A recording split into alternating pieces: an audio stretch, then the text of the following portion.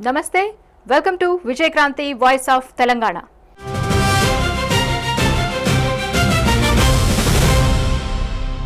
ఇప్పుడు ఎక్కడ చూసినా కూడా ఒక్కటే మాట వినిపిస్తోందండి. దేశం మొత్తం మారుమోగిపోతున్న మాట ఏంటి? Neat paper leakage.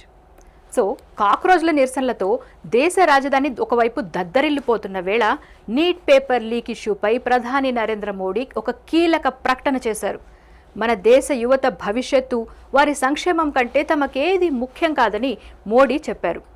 పేపర్ లీక్లో దోషులకు వీలైనంత త్వరగా కఠిన శిక్ష పడేలా చేస్తామని కూడా హామీ ఇస్తూ ఎక్స్లో సెల్ఫీ వీడియోని ప్రధాని మోడీ పోస్ట్ చేశారు. ప్రత్యేకంగా ఫాస్ట్ ట్రాక్ కోర్టులను కూడా ఏర్పాటు చేయాలని నిర్ణయించినట్లు కూడా చెప్పారు.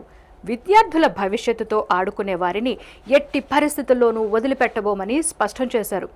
ఇందుకోసం ప్రత్యేకంగా చట్ట సవరణలు చేసేందుకు కేబినెట్ మీటింగ్లో చర్చించబోతున్నట్లు మోదీ తెలిపారు. దీనికి సంబంధించిన బిల్లును సోమవారమే పార్లమెంట్లో ప్రవేశపెడతామని కూడా చెప్పారు.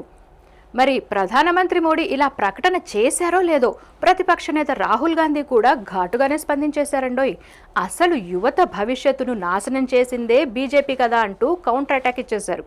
విద్యా వ్యవస్థను దిగజార్చి కొంతమంది చేతుల్లో బందీగా మార్చేసింది మీరే కదా అంటూ ఫైర్ అయిపోయారు.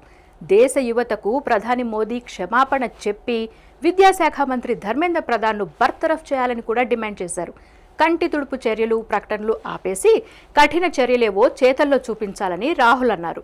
ఇక ఇటు అధికార ప్రతిపక్షాల మధ్య సాగుతున్న ఈ పొలిటికల్ ఫైట్ కంటే సమస్య పరిష్కారం కోసమే దేశ ప్రజలంతా ఎదురు చూస్తున్నారని రాజకీయ నాయకులు గుర్తించాల్సిన అవసరం ఉంది.